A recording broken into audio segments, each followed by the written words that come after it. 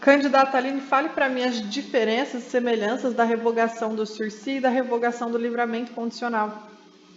Excelência, a revogação obrigatória do sursi, as semelhanças entre o sursi e as semelhanças entre o livramento condicional, o que eles têm em comum, que eu posso te falar, Excelência, é que em todos os casos, tanto na revogação obrigatória ou facultativa do sursi e do livramento condicional, todos esses casos, há necessidade para revogar facultativamente ou obrigatoriamente, tanto o sursi quanto o livramento condicional, não importa, de que haja uma sentença penal irrecorrível, uma sentença condenatória irrecorrível. Só que aí começam os detalhes. Essa sentença condenatória irrecorrível não é qualquer sentença, não é qualquer crime, não é qualquer coisa. Por exemplo, para revogar obrigatoriamente o sursi, essa sentença irrecorrível só pode ser crime doloso. O crime culposo já é uma revogação facultativa do sursi, não é uma revogação obrigatória. Para revogar obrigatoriamente o sursi, é necessária uma sentença irrecorrível para o crime doloso. Porém, para revogar obrigatoriamente o livramento condicional, é necessária uma sentença irrecorrível por crime, uma pena de privativa de liberdade. Tanto faz se é doloso, se é culposo, mas desde que seja uma pena privativa de liberdade. Para revogar obrigatoriamente o livramento condicional. Agora, para revogar facultativamente o livramento condicional, pode ser doloso, desde que não seja uma PPL. Olha que interessante. A multa também, ela não revoga sursi, nem facultativamente, nem obrigatoriamente. Enquanto que a multa, ela revoga facultativamente o livramento condicional, sim. Então, eu vou falar um por um. A revogação obrigatória do sursi ocorre quando ele é condenado em uma sentença recorrível por crime doloso.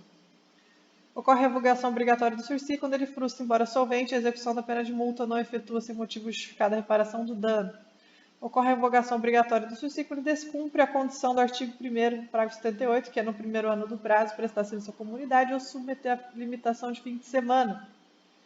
Então, essas três opções ocorre a revogação obrigatória do sursi, que é a suspensão condicional da pena. Quando que ocorre a revogação obrigatória do sursi? Quando ele descumpre as condições do parágrafo 1º do artigo 108, que é no primeiro ano do prazo, se ele deixar de prestar serviço à comunidade, deixar de submeter a limitação de fim de semana, revogação obrigatória do sursi. Se ele frustrar, embora solvente, ou seja, ele tem condição, a execução da pena de multa e não efetua sem motivo justificado a reparação do dano, ou não efetua sem motivo justificado a reparação do dano, revogação obrigatória do sursi, da suspensão condicional da pena, e mais uma opção, seria condenado a uma sentença irrecorrível por crime doloso. Ele tem a suspensão condicional da pena revogada obrigatoriamente. Facultativamente, o sursi vai ser revogado se for uma sentença irrecorrível por crime culposo. Há uma privativa de liberdade ou restritiva de direito, não importa, desde que não seja multa, porque a multa não revoga nada, né? No sursi, a multa não revoga nem sursi obrigatoriamente, nem facultativamente. A multa não revoga de maneira alguma o sursi, livramento condicional da pena. A suspensão condicional da pena continua suspensa, mesmo se ele for condenado a uma pena de multa. Tanto faz.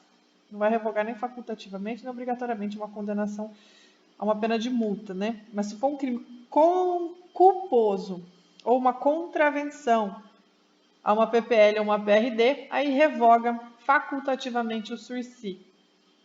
O que nunca vai revogar um sursi é a condenação de uma pena de multa.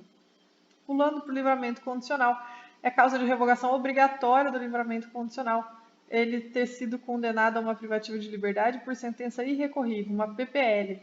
Tem que ter sido condenado por uma PPL. Não fala doloso, culposo, nada. Só fala uma PPL.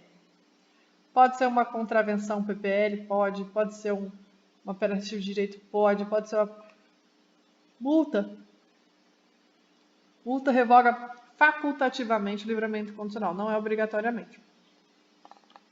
Então, para revogar um livramento condicional obrigatoriamente, é necessária uma sentença irrecorrível, uma condenação de uma sentença irrecorrível por um crime de pena privativa de liberdade. Por um crime de pena privativa de liberdade. Se foi um crime que ele cometeu durante a vigência do benefício, ele perde o tempo que ele cumpriu, não desconta da pena o tempo que ele cumpriu e zera, tem que cumprir tudo de novo. Agora, se for um crime anterior ao benefício, ele aproveita o tempo que ele tem aqui de livramento condicional. Desconta o tempo que cumpriu. Então, No livramento condicional, não poderá ser novamente concedido o livramento condicional, salvo a revogação resulta de condenação por outro crime anterior àquele benefício, não se desconta da pena. A revogação obrigatória, olha essa frase, haverá revogação obrigatória do livramento condicional se o reeducando for condenado por sentença irrecorrível pela prática de crime culposo, qualquer que seja a pena combinada. Cadê o erro dessa questão? Errada, porque é só PPL. Se for outra pena que não é PPL, é revogação facultativa. Então, qualquer que seja a pena, tem que ser pena de PPL, né?